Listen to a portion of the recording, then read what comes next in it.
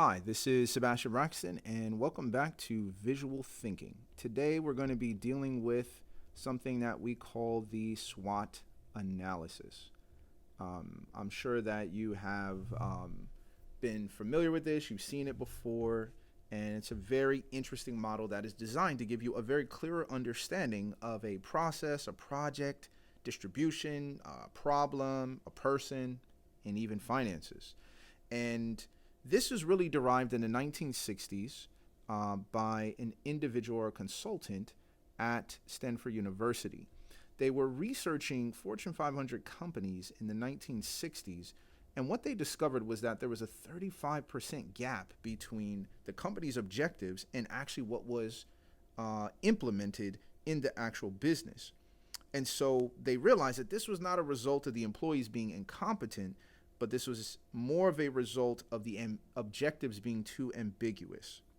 And so Albert Humphrey is the one who developed this to provide a process to better understand a project. And so you break this into essentially four quadrants. And in these four quadrants, you kind of have the first top side is really about the inside, right? Or internal, right? So you got to think inside the person, inside the organization, inside of the team, whatever you're analyzing. And versus here at the bottom row, you're looking at the outside, right? Or the external things and factors to consider in the project. And so these boxes are broken up into different titles. And so here we're going to say this top one is what we call your strengths, okay? Then over here are your weaknesses, right? So we think about whatever it is internally that is providing that. So here we'll put, a big circle there, and we'll get a little plus sign. And then over here, we'll get another circle, and we're going to do a negative sign, right? These are our weaknesses. Now, on the bottom side, you're dealing with something where we call your opportunities.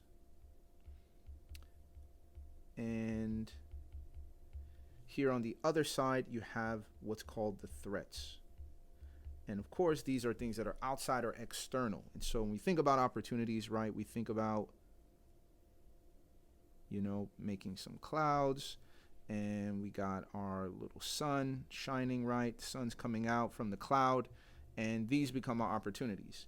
Now, on the other side, we may have some threats, and this is where we're kind of dealing with some lightning kind of coming down, and these are the things that are kind of threatening us in terms of what we're trying to do and what we're trying to accomplish. You have to really think about this, not just filling it out and saying, okay, here are the strengths, here are the weaknesses, here are the opportunities, here are the threats. A lot of people really don't use this visual model really well. And so this is really to help you visually think through something by asking yourself four essential questions. The first question is, how do I emphasize my strengths in the situation or in the process or in the person or in the finances? So when it comes to strengths, our goal here is to emphasize them. That's really what we want to do. Now, when it comes to our weaknesses, we want to figure out how do we compensate for our weaknesses, right? How do we cover it up in this situation? And then when we come to opportunities, our question is really about how do we maximize our opportunities? And then lastly, how do we minimize or how do we protect ourselves against the different threats that are out there? And so these are really the things that you're trying to determine from the inside, from the outside. Internal things tell you these are things that we can kind of do inside. Outside, these are things that we need to prepare for and how we can prep for that.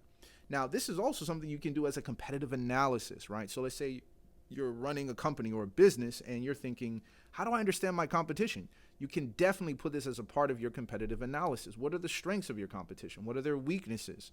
And, how do they emphasize their strengths, or maybe they don't?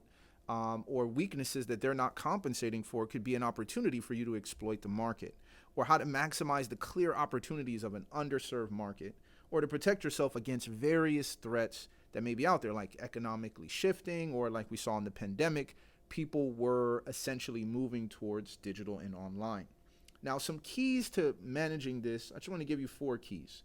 The first one is make sure that you are going to be realistic in your answers. So many people, they want to make it look rosier than it actually is, or make it worse than it actually is, but try to be realistic to your strengths, the opportunities, the weaknesses, and the different threats that are there, right? Don't come up with fictitious things. Secondly, you also want to be present. And what I mean by that is don't focus on the past. These are not past strengths or future weaknesses. This is about the present. So think about our current situation right now as things are established at this moment. Thirdly, you want to avoid too much detail, right? So keep it general. You want it to be digestible bites. You don't want to have so much detail that belongs in a report, not so much in a SWOT analysis. And last but not least, use it as a guide, not a rule book, right? Some people go through this and say, these are our strengths, these are our weaknesses. It's just a general guide to kind of help you. And so you could again, apply this to yourself as well. Think about your strengths. You can apply this to your relationship. You can apply this to your job. You can apply this to a process that you go through. Whatever it is, it's going to really help you gain a better understanding of what you're looking at and compare that to the objectives of what you're trying to accomplish.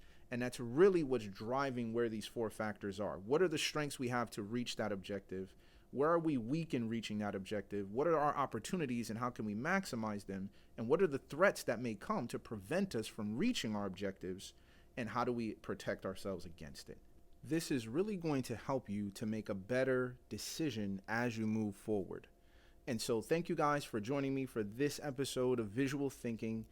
Please comment, let me know different ways you've applied the SWOT analysis. If there's anything else that you have questions about, go ahead and put it in the comments. Let me know if there's a visual thinking model that you want me to kind of talk about and to present. Would love to talk about that. Get your feedback. Thanks so much, and I'll see you next time on Visual Thinking.